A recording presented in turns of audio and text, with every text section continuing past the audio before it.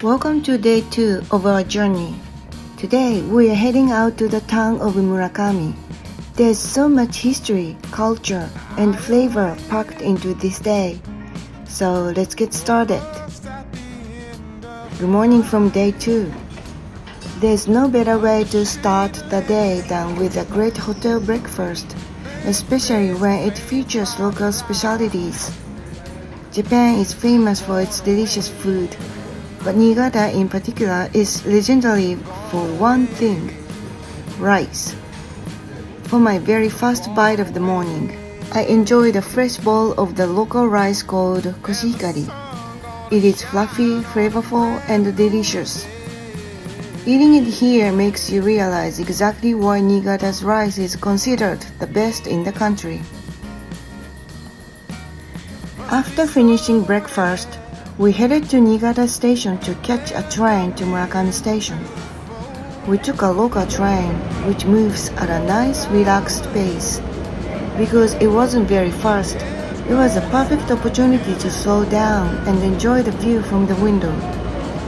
The train ride became a wonderful sightseeing experience, with a nice view of local houses and the lovely rice fields stretching along the tracks.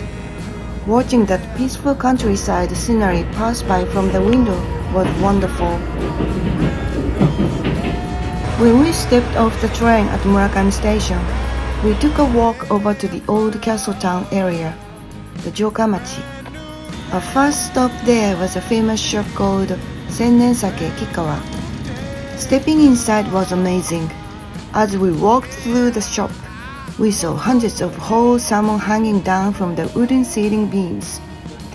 This is how they make shiobiki sake, a traditional salt-cured, wind-dried salmon that Murakami is famous for. Seeing rows and rows of fish hanging in this ancient way was fascinating and felt like stepping back in time. After looking at the rows of hanging salmon, we picked up some local souvenirs to take home. We also decided to take a little rest right there at the shop. They had the amazake chilled over rock ice, and enjoying that cool refreshing drink was a perfect way to relax and recharge before continuing our day. After that refreshing break, we headed over to the Oshagiri Kaikan, the Murakami Festival Float Museum. We were lucky that day because our visit completely lined up with the Murakami Taisai, the city's grand annual festival. This event is so important that it is actually registered as a UNESCO Intangible Cultural Heritage. Usually, the massive festival floats, called Oshagiri, are displayed inside the museum. But because it was festival day, the building was empty. Instead, we got to see some of the oshagiri out on the streets. We learned that each neighborhood association or chonaika in Murakami City takes care of and maintains its own specific float. We couldn't stay until the actual parade started, but seeing the local people working together to prepare for the big event was special. There was so much excitement in the air as the neighborhoods lovingly got their lacquered oshagi ready for the street. While we were at the museum, we also looked out the window and caught a nice view of the mountain where Murakami Castle once stood. Even though the castle itself is gone today, just looking up at the mountain made it easy to imagine the ancient fortress that used to look down over the town, keeping all those centuries of stories alive.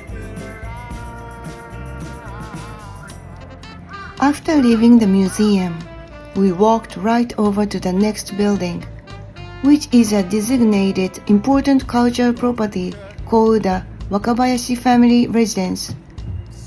It is a well-preserved traditional samurai house from the Edo period with a classic thatched roof.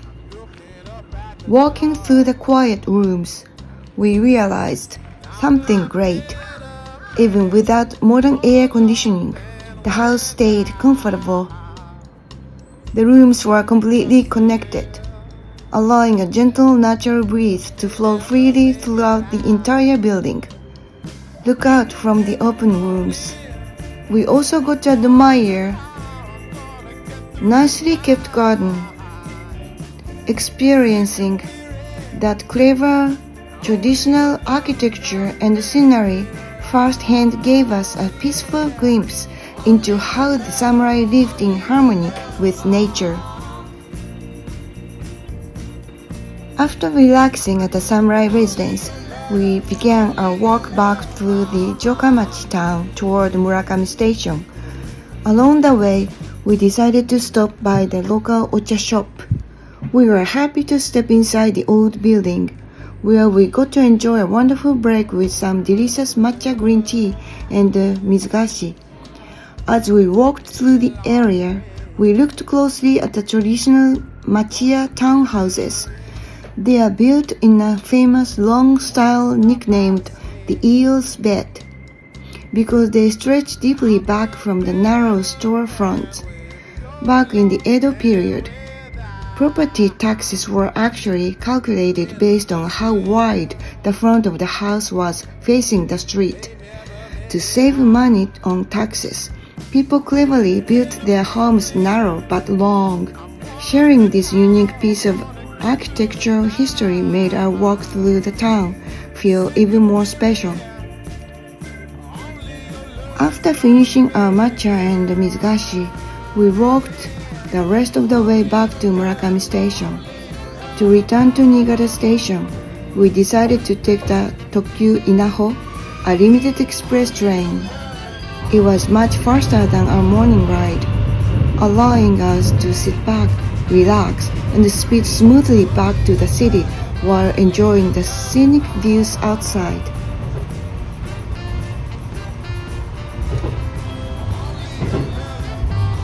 Once we arrived back at Niigata Station, we realized there were still a few famous local dishes we hadn't tried yet.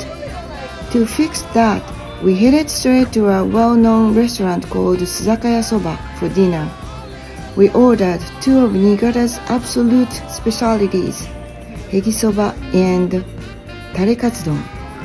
The hegisoba, which are smooth buckwheat noodles uniquely made with seaweed and served in a wooden box, were refreshing. Paired with the savory sweet glazed pork cutlets of the tarekatsudon, it was a wonderful comforting taste of local cooking at a very reasonable price. The perfect way to wrap up our day. Before calling it a night, we couldn't forget to make one final essential stop at Ponshukan inside Niigata Station. Since Niigata is famous for its sake, we are excited to try kikizake inside the shop.